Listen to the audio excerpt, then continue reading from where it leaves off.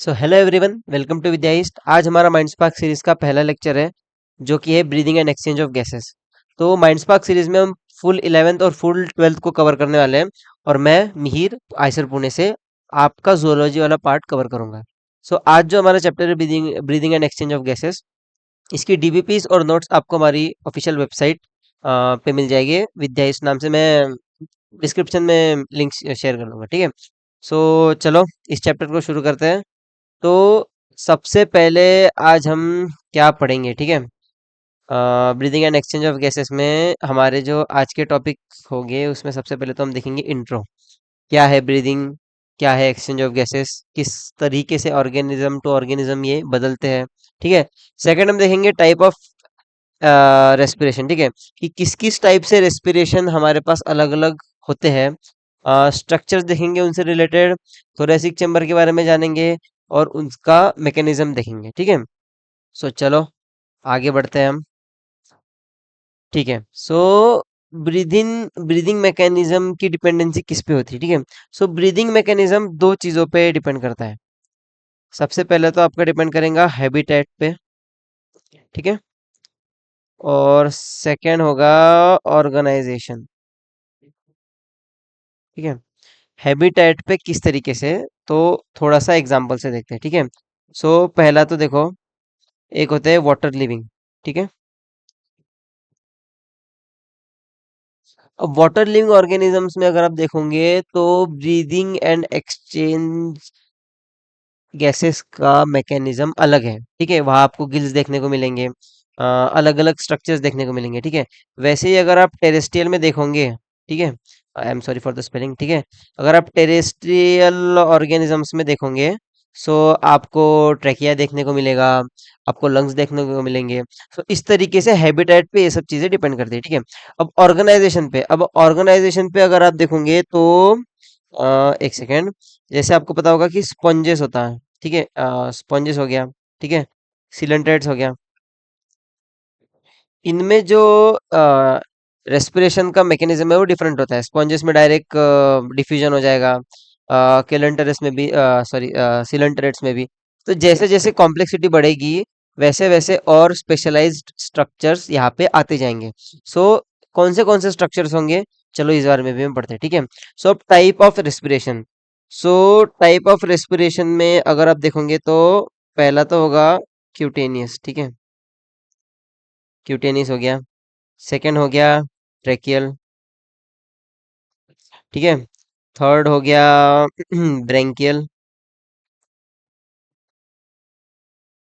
Fourth हो गया pulmonary, ठीक है। अब भैया समझ नहीं आया तो क्या है, तो ठीक है।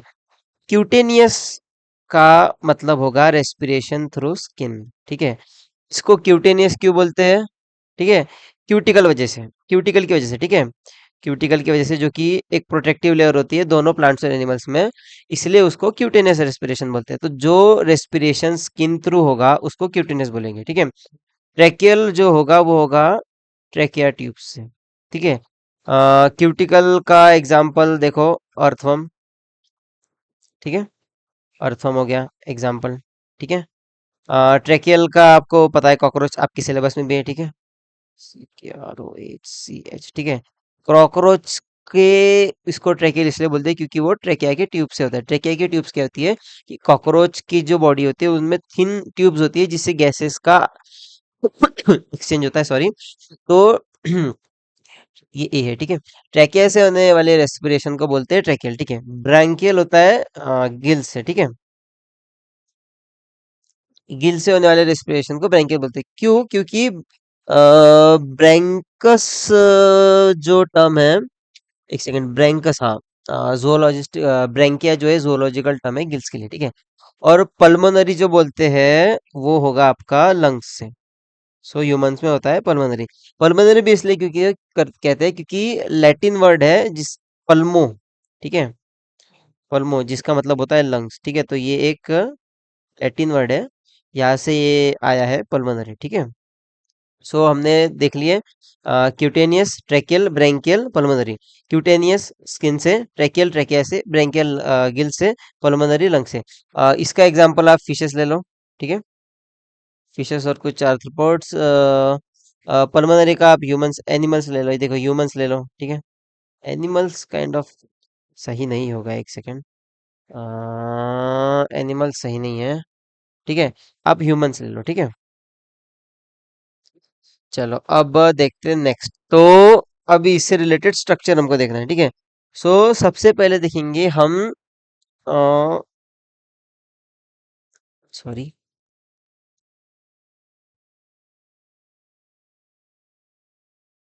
हम देखेंगे ह्यूमन रेस्पिरेटरी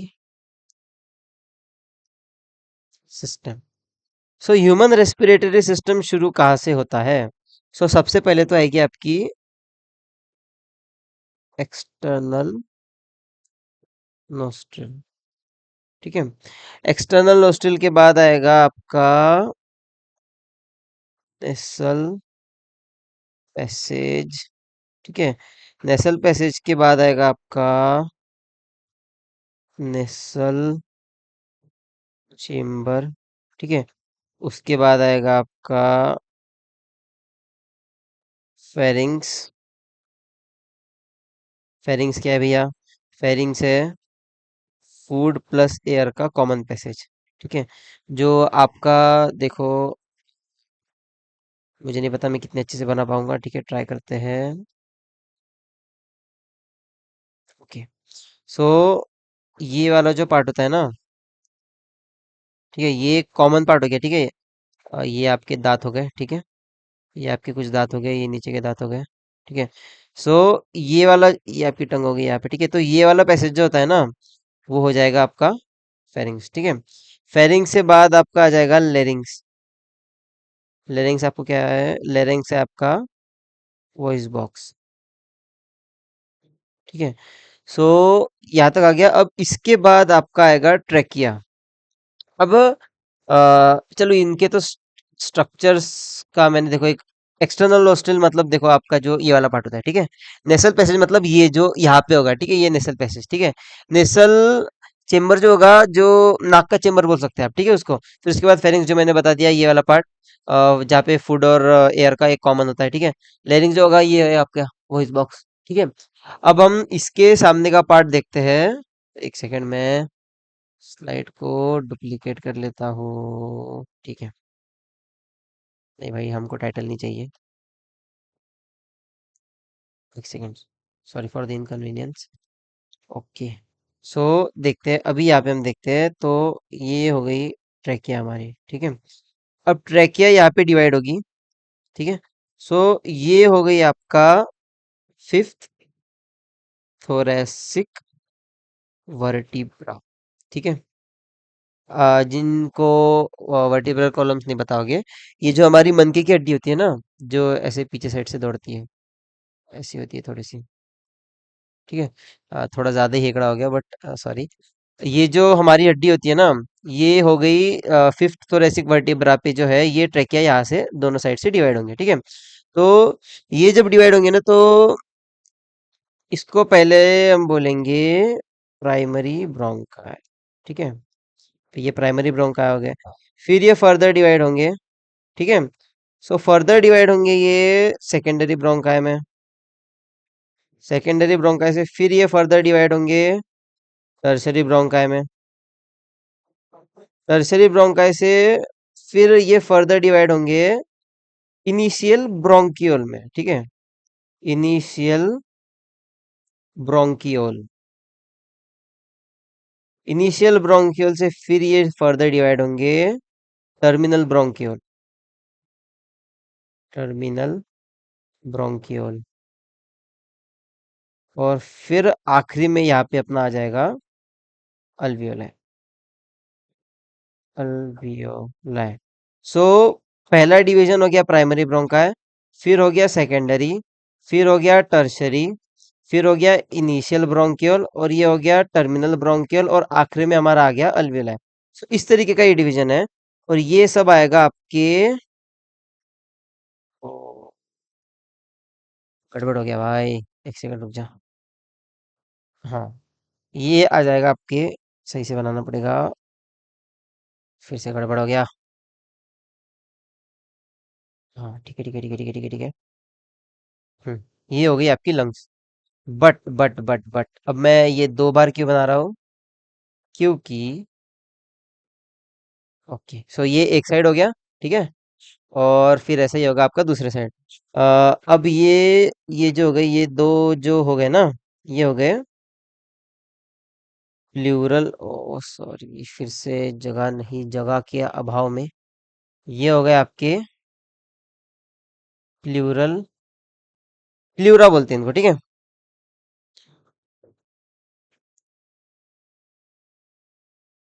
ठीक है, ये एक्सटर्नल और ये इंटरनल, और इनके बीच में होता है प्लूरल फ्लूइड। ठीक है।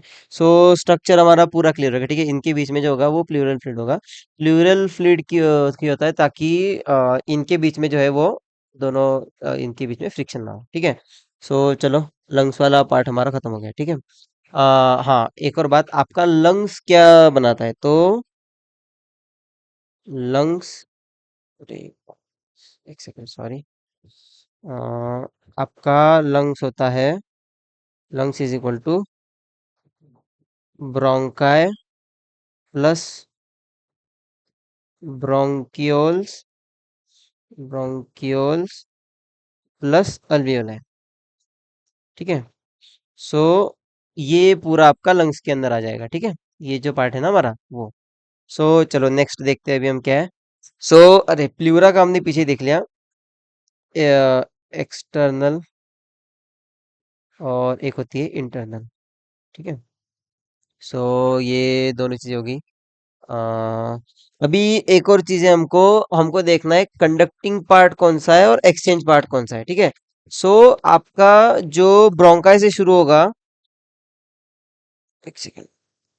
हम्म, आपका और एक और बात मैं बता दूंगा, क्योंकि ये जो एक्सटर्नल और इंटरनल होता है ना, इंटरनल इंटरनल जो होता है वो आपका जो अंदर का पूरा स्ट्रक्चर हो गया, ठीक है। लंग्स का सरफेस बोल दो, ठीक है। लंग्स के सरफेस से ये कनेक्टेड होता है। और एक्सटर्नल जो होता है आपके थोरैसिक चेम्बर, थोरैसिक चेम्बर, हाँ ठीक है, लीनिंग बोल सकते हो। थोरेसिक लीनिंग से कनेक्टेड होता है, थोरेसिक चेम्बर की लीनिंग से, ठीक है। ये जो आपका पूरा हो गया ना, ये हो गया आपका थोरेसिक चेम्बर, ठीक है। सो इंटरनल वाला लंग से होता है, इंटरनल वाला ये जो आपकी लंग से उससे हो गया, और एक्सटर्नल वाला जो है आपका बाहर का जो थोरेसिक चेम्बर हो गया उससे हो गया। अब कंडक्टिंग पार्ट, जो भी हमने स्ट्रक्चर्स देखा ब्रोंकाई से लेके अल्वियोलाई तक, उसमें कंडक्टिंग पार्ट अलग होता है, और जो है एक्सचेंज पार्ट अलग होता है। तो कंडक्टिंग पार्ट में और एक और चीज हमारी रह गई इसमें, कि ये जो सारी चीज है ना, ये कोलैप्स ना हो जाए, इसलिए के आज इर्द गिर्द होते हैं कार्टिलेजिनस रिंग्स, ठीक है। सो ये कहाँ तक होंगे? प्राइमरी में होंगे, सेकेंडरी में होंगे, टर्सरी में हो गए, और ये हो गए इनिशियल ब्रोंकाई तक, ठीक है। यहाँ तक ही होंगे, सॉरी। ये जो है हमारा टर्मिनल ब्रोंकाई, तो यहाँ तक नहीं होंगे। इनिशियल ब्रोंकाई तक ये जो सारे है ना, वो कार्टिलेजिनस रिंग से कवर्ड होंगे, ग्रीन कलर से जो मैंने बताई, ठीक है। ये वाला जो आपका पार्ट है ना, ये भी कार्टिलेजिनस से कवर होता है। देखो, आपको फील कर सकते हो, आपको थोड़ा थोड़ा फील होगा अगर तो। और ये रिंग्स पूरी नहीं होती है, ये इतनी ही होती है, ठीक है, ताकि ये एक्सपांड हो सके जब यहाँ से फूड वगैरह जाता है उसके लिए। सो चलो, ये मैंने आपको बता दिया। अब देखो, हमारा चल रहा था कंडक्टिंग पार्ट और एक्सचेंज पार्ट। सो कंडक्टिंग पार्ट में टर्मिनल, हमारा ब्रोंकाई से, ठीक है, ब्रोंकाई से तो टर्मिनल ब्रोंक्यूल तक, ब्रोंक्यूल तक हो गया हमारा कंडक्टिंग पार्ट। अब देखो, क्वेश्चन आएगा आपको कि कौन से पार्ट में कार्टिलेजिनस रिंग होती है, तो उसमें होगा आपका ब्रोंकाई से इनिशियल ब्रोंक्यूल तक, ठीक है। बट कंडक्टिंग पार्ट है आपका ब्रोंकाई से टर्मिनल ब्रोंक्यूल तक। और एक्सचेंज पार्ट होगा आपका अल्वियोलाई, ठीक है। अल्वियोलाई एक्स जो होगी वो आपका, आपकी पूरी जो होगी वो एक्सचेंज पार्ट होगा, ठीक है। तो मैं कुछ कुछ यहाँ पे ये लिख के इसलिए लाया हूँ ताकि कुछ भी पार्ट हमारा छूट ना जाए, ठीक है। कंडक्टिंग पार्ट हो गया अल्वियोलाई और अल्वियोलाई के डक्ट्स, ठीक है। अल्वियोलाई और अल्वियोलाई के जो डक्ट्स होंगे वो कंडक्टिंग पार्ट में आ गया, ठीक है। अब कंडक्टिंग पार्ट का एक सेकंड, ठीक है। कंडक्टिंग पार्ट का एक अलग फंक्शन है, एक्सचेंज पार्ट का एक अलग फंक्शन है। सो कंडक्टिंग पार्ट का फंक्शन कौन सा है कि जब एयर आपके एक्सटर्नल नोस्ट्रिल से जो अल्वियोलाई तक आ रही है, सो उसमें कोई भी डस्ट पार्टिकल या फिर कोई भी जो अदर चीजें होती है एयर के अलावा, ठीक है, डर्ट वगैरह हो गया, ठीक है, उसको क्लियर करने का काम। तो ठीक है, सो कंडक्टिंग पार्ट का पहला काम हो गया क्लियरिंग, ठीक है। सेकंड पार्ट हो गया कि ये जो बाहर की एयर होती है उसको बॉडी टेम्परेचर तक लाती है, ठीक है, टेम्परेचर तक लाएगी। काम बॉडी टेम्परेचर का मेंटेन मेंटेनेंस, ठीक है। थर्ड चीज हो गई ये एयर को ह्यूमिडिफाई करेंगे, ठीक है, क्योंकि ह्यूमिडिफाई करेंगे क्योंकि एयर का ह्यूमिड होना ज़रूरी होता है ताकि अच्छे से फ्यूजन हो पाए, ठीक है। और बॉडी टेम्परेचर तक लाएगी, और ऑफ कोर्स ट्रांसपोर्टेशन, ठीक है। और अ, दूसरे कलर से लिखना सही रहेगा, ठीक है। और तो कंडक्टिंग पार्ट के ये सारे हो गए फंक्शंस। और एक्सचेंज पार्ट का फंक्शन हो गया diffusion of O2 and CO2, ठीक है। सो अब आपके लिए क्वेश्चन है, अल्वियोलाई अजर्शन एंड रीजनिंग का क्वेश्चन है ये, ठीक है, अजर्शन एंड रीजन का। Alveoli and ducts are exchange part of lungs, और रीजन है because they diffuse O2 and CO2 between blood, ठीक है। सो चलो, आप 2 मिनट इसको दो और बताओ जल्दी से कि क्या क्या ऑप्शन होंगे। पहला ए ऑप्शन है आपका, अजर्शन करेक्ट है, रीजन इनकरेक्ट है। बी ऑप्शन है आपका, अजर्शन भी करेक्ट है, रीजन भी करेक्ट है। सी पार्ट है आपका, अजर्शन करेक्ट है, रीजन भी करेक्ट है, बट एक्सप्लेनेशन मीन्स रीजन जो है वो ए को एक्सप्लेन नहीं करता है। और डी पार्ट है आपका, अजर्शन करेक्ट है, रीजन करेक्ट है, और एक्सप्लेनेशन भी करेक्ट है। सो जल्दी आप मुझे कमेंट सेक्शन में बताओगे, पूरा ट्रू रहना इस मामले में, मतलब इस मामले में सच बोलना कि आपने जो भी इसका जवाब सोचा है वो मुझे कमेंट सेक्शन में बताओगे। और अब मैं बताता हूँ इसका सही जवाब। तो इसका सही जवाब है बाबा, पहला, assertion is true and reason is incorrect। तो भैया ऐसे क्यों? Alveoli and ducts are exchange part, ठीक है, ये तो आपने अभी बताया, ठीक है। बट ये क्यों गलत है? क्योंकि देखो बिटवीन ब्लड लिखा है। सो बिटवीन ब्लड वाला पार्ट होता है बट वो टिश्यूज के अंदर होता है। और जो ये वाला पार्ट है ना, ज्यादा ही गंदा हो गया, चलो ठीक है। Because they diffuse O2 and CO2 between blood, तो यहाँ पे क्या होना चाहिए था, because they diffuse O2 and CO2 between blood and external air, ठीक है। सो बाहर से जो एयर आती है और हमारा जो ब्लड होता है उनके बीच में ये डिफ्यूजन का काम करते हैं O2 और CO2। चलो नेक्स्ट जाते हैं, ठीक है। थोरैसिक चेम्बर का स्ट्रक्चर हमको देखना है। तो थोरैसिक चेम्बर का स्ट्रक्चर हम देखते हैं कि पहले तो ये हो गया हमारा, sorry for my bad drawing, ये गए आपके लंग्स, ठीक है। चलो यार, बहुत ही बुरे बने हैं, ठीक है। ये हो गए आपके लंग्स, थोड़े बहुत, जो भी हो, चलो जाने को बहुत हो गया। तो ये हो गए आपके रिब्स, ठीक है, जो पीछे जाएंगे, ठीक है। यहाँ पे आएगा आपका, यहाँ पे आएगा आपका स्टर्नम, ठीक है। अगेन यहाँ पे रिब्स होंगे, ठीक है। और बैक साइड से जो आपका होगा वो होगा यहाँ पे वर्टिब्रल कॉलम, बैक साइड से ये, ठीक है,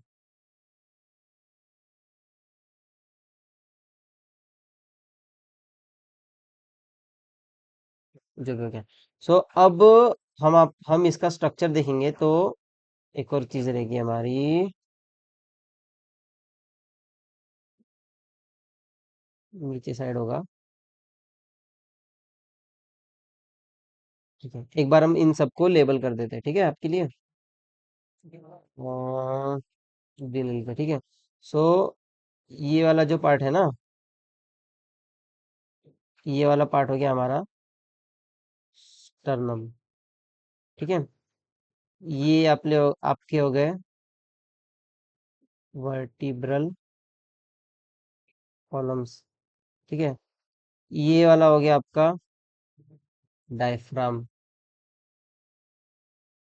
ओके, जिनको नहीं पता ना, जिनको नहीं पता डायफ्राम क्या होता है, ठीक है। डी आई,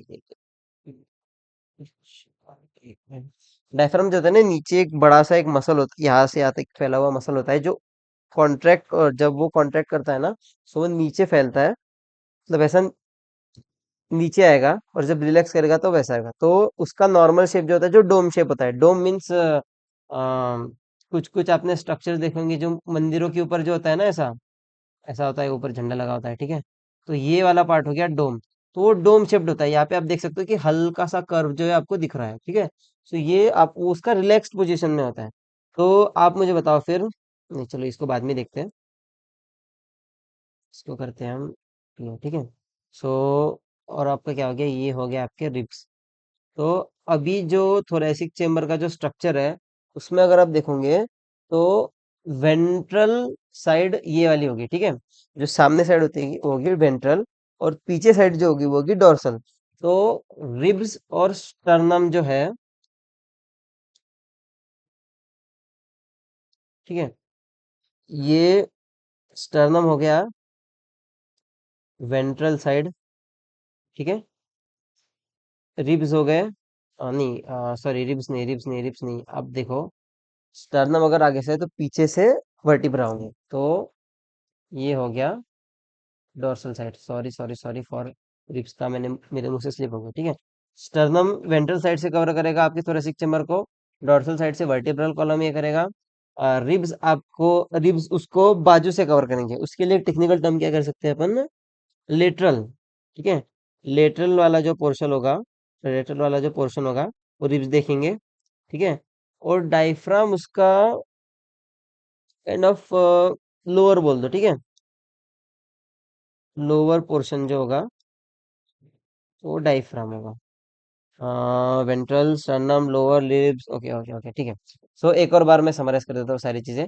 ये आपके लंग्स हो गई, ठीक है, सुंदर सी प्यारी सी लंग्स, ठीक है। अब उसका जो सामने वाला पार्ट होगा ना, एक हड्डी फील जो आपको फील हो रही है, ठीक है, इसको कहते हैं स्टर्नम। तो वेंट्रल साइड से स्टर्नम होगा, पीछे साइड से डोर्सल साइड से आपके वर्टिब्रल कॉलम हो गए, ठीक है, जो यहाँ पे मैंने मार्क करके रखे हैं, ठीक है। बाजू से जो होंगे वो रिप्स होंगे आपके, ठीक है, ये रिप्स हो गए। और नीचे साइड से होगा आपका डोम शेप डायफ्राम, ठीक है। और यहाँ से ऊपर से जो है ट्रैकिया इसके अंदर आएगा, फिर यहाँ से फिफ्थ थोरेसिक से बढ़ जाएगा, और फिर ये बढ़ता रहेगा बढ़ता रहेगा बढ़ता रहेगा, और फिर पूरे यहाँ पे जो आपके अलविलाई वगैरह है, वो तो हमने स्ट्रक्चर उसका देख लिया, ठीक है। अब नेक्स्ट, चलो चलो चलो, ठीक है, फिर एक और आपके लिए क्वेश्चन है कि we can change thoracic volume of, thoracic volume to change pleural volume. Can we cannot directly, reason है, सॉरी असर्शन है, we can change thoracic volume to change pulmonary pleural volume. Reason, we cannot directly alter the pulmonary volume, ठीक है। तो अब मुझे बताओ कि क्या सही है।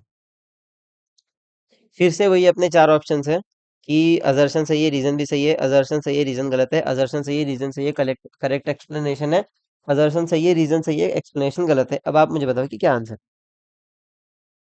ठीक है। तो अब आपने अगर जवाब दे दिया होगा कमेंट सेक्शन में, तो आंसर मैं बताता हूँ।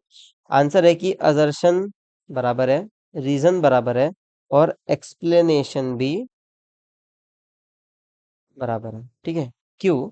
क्योंकि जो हमारा पल्मोनरी वॉल्यूम होता है ना, लंग्स तो अंदर साइड है, ठीक है, हम उनका जो वॉल्यूम है वो चेंज नहीं कर सकते। उसके लिए हम क्या करते हैं कि जो हमारा बाहर का जो कुछ स्केलेटल स्ट्रक्चर है और डायफ्राम है, इसके मदद से अब हम उनका वॉल्यूम चेंज करते हैं। सो अब ये कैसे चेंज करते हैं, ठीक है, इसका मैकेनिज्म अभी हम ब्रीदिंग में देखते हैं, ठीक है। तो क्या होता है कि ये आपका एक चेम्बर टाइप सा है पूरा, थोरेसिक, ठीक है। अब अगर आपको गैस अंदर जो एयर है वो अंदर लेनी है। सो अंदर का प्रेशर होना चाहिए नेगेटिव, क्योंकि जो एयर होती है वो कभी भी हाई प्रेशर से लो प्रेशर की तरफ जाती है। ठीक है। जैसे आपने पंप देखा होगा, आप पंप को जब प्रेस करते हो तो उसमें जो होता है गैस कॉन्ट्रैक्ट कर, मतलब वो जो कॉलम होता है वो कॉन्ट्रैक्ट करता है। सो वहां पे हाई प्रेशर क्रिएट होता है, उसकी वजह से हवा बाहर जाती है। तो सेम जो मैकेनिज्म है वो हमारे बॉडी में भी होता है। सो कैसे होता है ये, कि जब आप सांस लेते हो ना, तो ये थोरैसिक चेम्बर जो है वो अपना वॉल्यूम बढ़ाता है, उसकी वजह से पल्मोनरी वॉल्यूम बढ़ता है और यहाँ पे नेगेटिव प्रेशर क्रिएट होता है। नेगेटिव प्रेशर क्रिएट होता है तो बाहर से जो एयर है वो अंदर आती है। अगर आप नहीं समझ पा रहे हो अच्छे से तो आप एक्सपिरेशन में देखो। एक्सपिरेशन में क्या हो रहा है कि आपका जो वॉल्यूम है वो कम हो रहा है, उसकी वजह से लंग्स के अंदर जो है वो प्रेशर बढ़ रहा है और जो एयर है वो बाहर निकल रही है। ठीक है। सो इंस्पिरेशन में क्या होता है,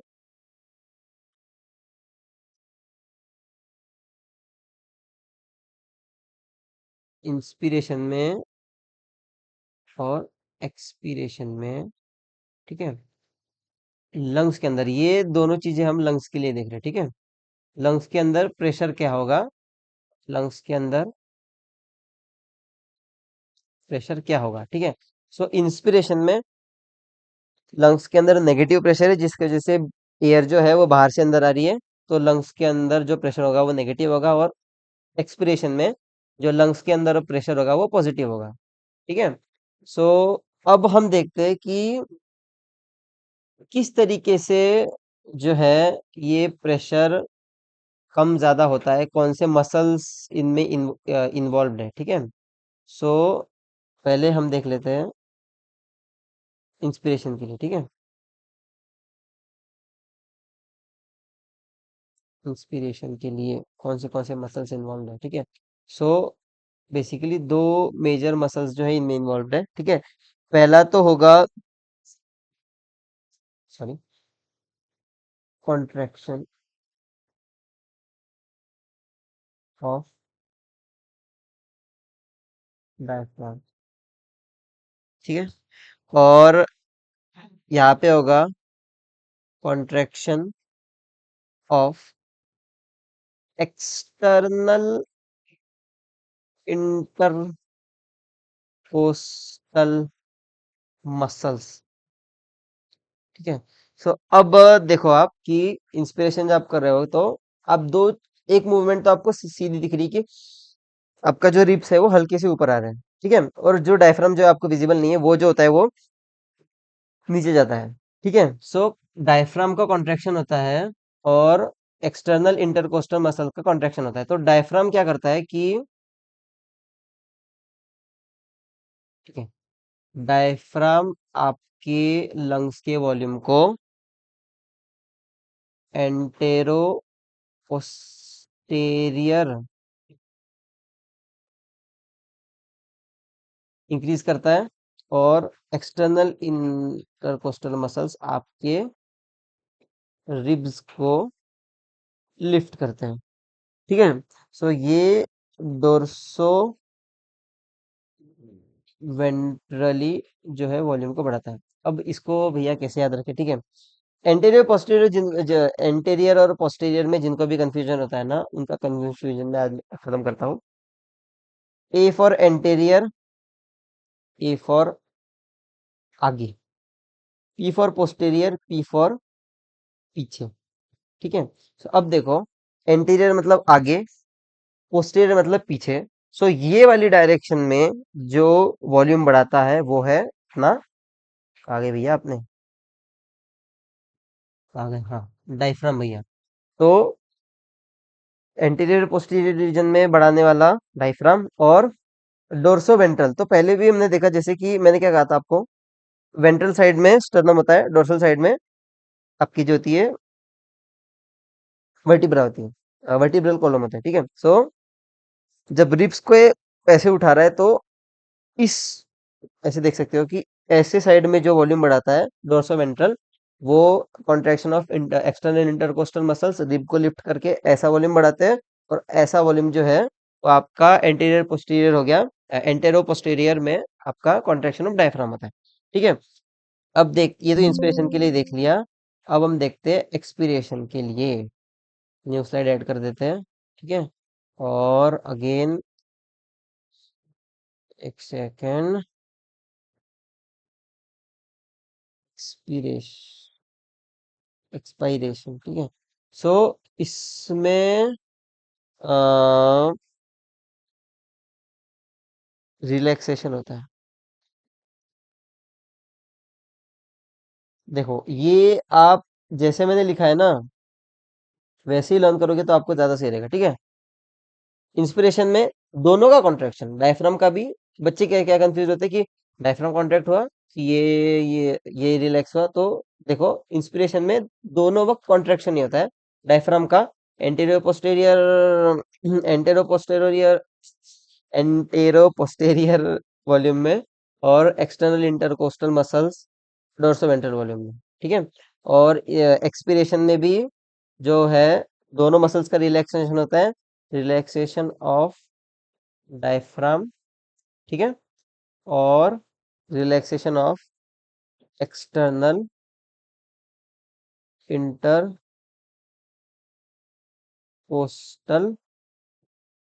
मसल्स। ठीक है। सो देखो, मैंने आपको पहले बताया था कि डायफ्राम रिलैक्स स्टेट में ऐसा होता है।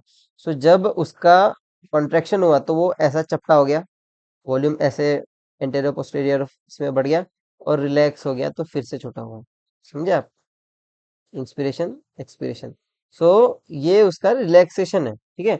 एक्सपिरेशन में डायफ्राम का रिलैक्सेशन होता है, और फिर सेम वो एंटेरो पोस्टीरियर इसमें वॉल्यूम डिक्रीज करेगा, और ये डोर्सोवेंट्रल इसमें जो है आपका डिक्रीज करेगा।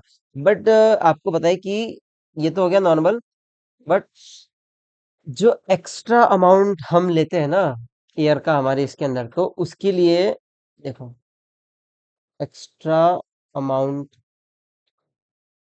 ऑफ एयर के लिए जो है, अगेन दो आपके एब्डोमेन, एब्डोमेन में कुछ मसल्स होते हैं।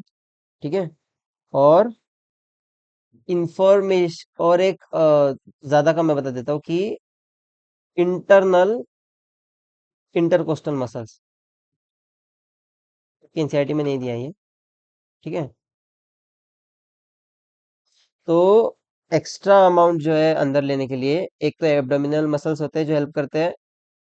ये बस ये हेल्प करते हैं ऐसा नहीं है, जो हमारे डायफ्राम और ये है इनके साथ में एब्डोमिनल मसल्स और एक्सटर्नल इंटरको सॉरी इंटरनल इंटरकोस्टल मसल्स जो होते हैं वो हेल्प करते हैं। ये जो इंटरनल ये जो भी मैंने आपको एक्सटर्नल और इंटरनल कोस्टल मसल बताया ना, उनका लोकेशन का होता है। देखो, उनका लोकेशन मैं आपको पक्का पक्का बताता हूँ। उनका लोकेशन होता है यहाँ पे, यहाँ पे होते हैं। ठीक है। रिब्स के बीच में। ठीक है। तो देख लिया हमने। और एक स्लाइड में ऐड कर दूंगा। ठीक है। सो जो भी हमारे जो भी आपकी जो वॉल्यूम ऑफ एयर है जो आप अंदर या बाहर ले रहे हो, उसको गिनने के लिए एक इंस्ट्रूमेंट होता है जिसका नाम है स्पिरोमीटर। टी स्पिरोमीटर की स्पेलिंग क्या है? SPL, spirometer. ठीक है।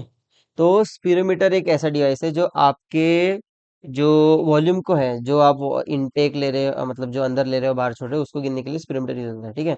सो जो अभी वो लंग से रिलेटेड जो भी वॉल्यूम है ना, कि टाइडल वॉल्यूम, ये वाला वॉल्यूम, वो वाला वॉल्यूम, वो हम अगले लेक्चर में पढ़ेंगे। तो आज के लिए हम इतना ही पढ़ेंगे कि जो एक सेकंड, ये भी हमारा रह गया कि एक जो हेल्दी मैन होता है ना, हेल्दी मैन 12 से 16 टाइम्स पर मिनट ब्रीथ करता है। गिन के देखना और मुझे बताना कमेंट सेक्शन में कि आप कितने बार ब्रीथ करते हैं 1 मिनट में।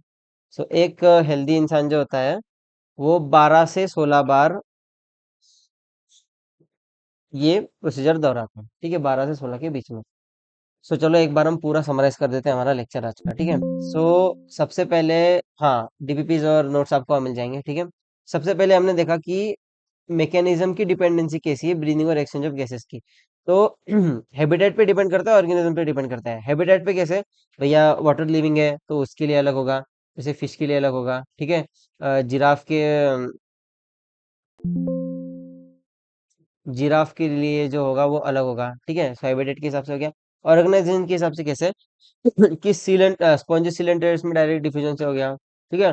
फिर कॉकरोच में आप इससे देखते हो, टैकल देखते हो, वो भी ऑर्गेनाइजेशन पे आ गया। तो जैसे जैसे कॉम्प्लेक्स ऑर्गेनाइजेशन होते जाता है, ऑर्गेनिजम्स और एडवांस एडवांस और जो सिस्टम इफिशिएंटली वर्क करेगा उसको ऐड करते जाते हैं, ठीक है।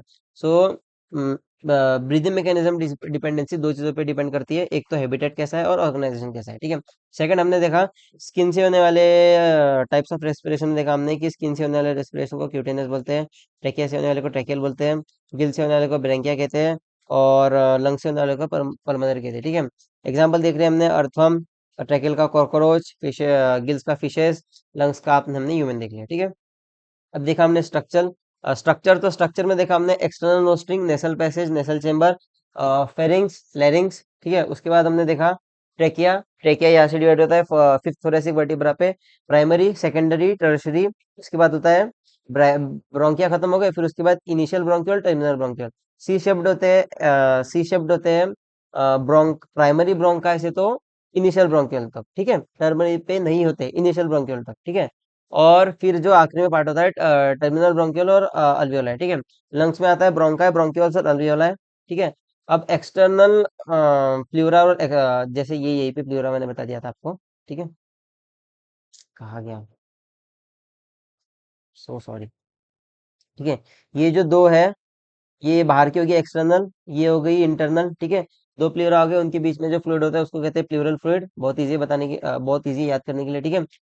कंडक्टिंग पार्ट में आपका आ जाएगा टर्मिनल ब्रोंक्यूल तक, ब्रोंकाई से, ठीक है। आपको मैं फिर से बता रहा हूँ, सी शेप्ड रिंग्स होती है ब्रोंकाई से इनिशियल ब्रोंक्यूल तक, और कंडक्टिंग पार्ट होता है ब्रोंकाई से टर्मिनल ब्रोंक्यूल तक, ठीक है। इनिशियल और टर्मिनल में कंफ्यूज नहीं होना है, ठीक है। और कंडक्टिंग पार्ट का क्या क्या फंक्शन होता है, क्लियर करने का, जो भी एयर अंदर है उसको क्लियर करें, ठीक है। बॉडी टेम्परेचर पे लेके आने का, ह्यूमिडिफाई करने का, और ऑफकोर्स ट्रांसपोर्ट करने का, ठीक है। एक्सचेंज पार्ट का वो ये होता है कि और diffusion of O2 and CO2 with in air and blood, ठीक है। उस पर एक क्वेश्चन भी हमने देख लिया, ठीक है। अब थोरेसिक चैम्बर का स्ट्रक्चर हमने देख लिया कि देखो, ventral side sternum, dorsal side vertebral column, lateral side ribs, ठीक है, और लोअर साइड डायफ्राम। क्लियर हो गया। एक क्वेश्चन उस पर कर लिया, ठीक है। मैकेनिज्म ब्रीदिंग का, इंस्पिरेशन के वक्त नेगेटिव प्रेशर, पॉजिटिव प्रेशर, ठीक है। हाई प्रेशर से लोअर प्रेशर के वक्त साइड में जाता है, इसलिए ये मैकेनिज्म, कहीं पे भी एयर मूव होती है तो ये मैकेनिज्म फॉलो होता है, और वही हमारे सिस्टम के अंदर भी फॉलो होता है, ठीक है। अब इंस्पिरेशन में देखो, इंस्पिरेशन कॉन्ट्रेक्शन दोनों जगह पे, ठीक है। एक्सपिरेशन रिलैक्सेशन दोनों जगह पे, ठीक है। Inspiration of diaphragm, sorry, inspiration में contraction of diaphragm, contraction of external intercostal muscles. जो एक्सटर्नल इंटरकोस्टल मसल्स का काम है रिब्स को लिफ्ट करेंगे, डायफ्राम का काम है जो एंटीरियर पोस्टीरियर वॉल्यूम है उसको बढ़ाएगा, रिब्स बढ़ाएंगे आपके डोर्सो वेंट्रल वॉल्यूम को, ठीक है। फिर वही डायफ्राम के रिलैक्सेशन एंटीरियर पोस्टीरियर वॉल्यूम को कम करेगा, और एक्सटर्नल इंटरकोस्टल मसल्स का जो फंक्शन रिलैक्सेशन है वो डोर्सोवेंट्रल इसमें कम करेगा। और एक की एक्स्ट्रा अमाउंट ऑफ एयर अगर हमें लेनी है तो एब्डोमिनल में, एब्डोमिन में कुछ मसल्स होते हैं जो हेल्प करते हैं, प्लस इंटरनल इंटरकोस्टल मसल्स जो है वो हेल्प करते हैं। इंटरनल इंटरकोस्टल मसल्स का लोकेशन मैंने आपको बता दिया, रिब्स के बीच में, ठीक है। स्पिरोमीटर के बारे में हमने जाना कि स्पिरोमीटर जो होता है वो एक मशीन टाइप होता है जो ऐसा मुंह में जिसमें फूंक मारना होता है, जिससे जो आपने वॉल्यूम इनहेल किया और एक्सहेल किया ना वो उसे बताता है, ठीक है। उसमें अगर कुछ गड़बड़ आती है तो कुछ गड़बड़ है तो एक डायग्नोस्टिक टूल भी है, ठीक है। एक हेल्दी मैन 1 मिनट के अंदर 12 से 16 टाइम्स ये वाला प्रोसीजर दोहराता है, तो ठीक है। आज के लेक्चर में हम इतना ही पढ़ेंगे, नेक्स्ट लेक्चर में हम पढ़ेंगे जो भी वॉल्यूम से रिलेटेड है, फिर हम पढ़ेंगे O2 और CO2 कैसे ट्रांसपोर्ट होता है, और एंड में हम पढ़ेंगे ब्रीदिंग से रिलेटेड डिसऑर्डर्स। तो आज के लिए बस इतना ही। टीपीपीज और क्वेश्चंस के लिए आप हमारे वेबसाइट को रेफर कीजिए। चलो, ऑल द वेरी बेस्ट।